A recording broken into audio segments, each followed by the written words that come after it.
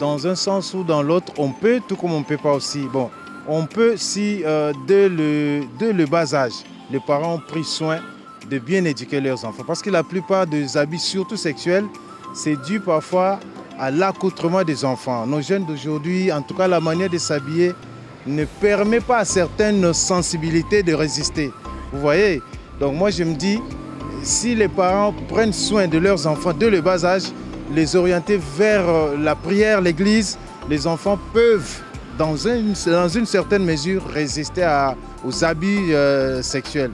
Mais il y a aussi des enfants bien éduqués à la maison, bien pris en charge, mais par rapport à l'Internet, ils s'adonnent à du n'importe quoi et ils se font abuser comme ça, sans raison valable. Les enfants abusés, oh là là, c'est pitoyable, mais le message est qu'ils se retiennent, hein, et que les parents aussi soient vigilants, de manière à ce que si aujourd'hui l'enfant est abusé, qu'on n'en arrive pas à un deuxième cas dans la famille. Donc s'il y a un cas déjà, il faut prévenir, voir avec les autres, voir qu'est-ce qui a fait que celui-là ou celle-là a été abusé, et c'est un peu de changer la manière de faire les choses dans la famille. Ça peut aussi aider nos enfants à ne pas être trop abusés. Voilà.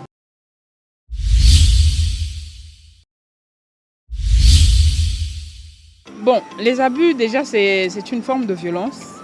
Et il y a des violences sexuelles, verbales, psychologiques, etc. Donc, comment donc prévenir ces violences-là envers les mineurs?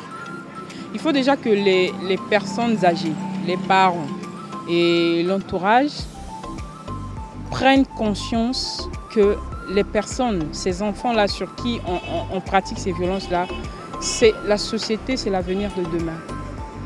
Donc déjà, une personne qui arrive à faire violence à un enfant, cette personne a un problème avec lui-même. Le problème peut être psychologique, le problème peut être, je sais pas moi, ailleurs. On va parler peut-être de sorts, de sorcellerie ou quoi, mais je pense qu'il y a un problème de manque de confiance. La personne ne sait pas exactement qui elle est. La personne se sous-estime.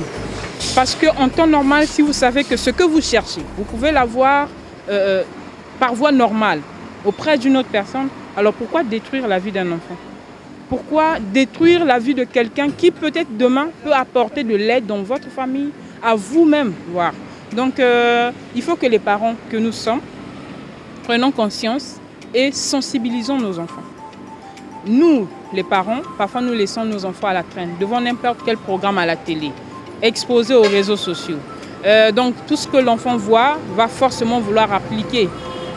On va parler de l'habillement, de l'accoutrement. Il faut voir aussi ce que nos enfants suivent comme musique à la télé. Comment sont habillées ces femmes-là, ces hommes-là. Et demain, vous allez voir que l'enfant aura tendance, parce que c'est comme ça, c'est l'influence, ce que vous voyez, ce que vous consommez, vous allez vouloir l'appliquer ou le pratiquer. Donc, tout part des parents en fait.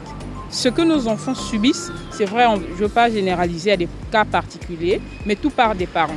Parce que quand même vous donnez un téléphone Android, que vous ne sécurisez même pas le téléphone. Donc l'enfant est exposé à tout. Qu'est-ce que vous attendez? Demain, vous voyez que parfois, ce n'est toujours pas les adultes qui vont vers ces enfants pour abuser d'elles. Mais parfois, ce sont les enfants qui provoquent en fait ces abus-là au niveau des adultes. Donc, c'est un mélange. Donc moi, j'attire simplement l'attention des adultes, des parents que nous sommes, afin de sensibiliser, de parler, d'éduquer et surtout de manifester de l'amour, l'affection envers nos enfants. Parce que souvent, quand l'enfant ne se sent pas aimé, il va vouloir chercher l'affection ailleurs. Voilà, donc il y a tout un tas de choses. Le monde va tellement mal qu'il faut surtout prier. Surtout ça. Un mot à l'endroit des enfants qui ont été abusés sexuellement, moralement, qui sont insultés, injuriés nuit et jour et qui pensent qu'ils ne valent rien dans la société et qu'ils n'accompliront pas de grandes choses dans leur vie. Moi, je leur dirais, si vous êtes en vie aujourd'hui, c'est d'abord parce que Dieu vous aime.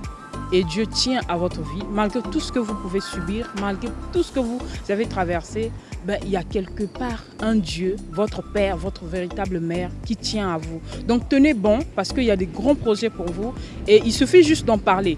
Il y a des organismes, il y a d'autres enfants qui ne savent pas à qui s'adresser quand ils subissent, mais renseignez-vous autour de vous, il y a des organismes ici, loin de moi l'idée de faire des promos ou des pubs, Vous pouvez aller au SAMU par exemple. Il y a le SAMU qui est là, qui peuvent prendre en charge comme ça. Peut-être il y a des psychologues qui sont là-bas. Vous pouvez parler et Dieu saura vous conduire. Mais surtout, ne mettez pas fin à votre vie. Ne vous suicidez pas. La preuve que vous êtes encore en vie, c'est que vous valez quelque chose.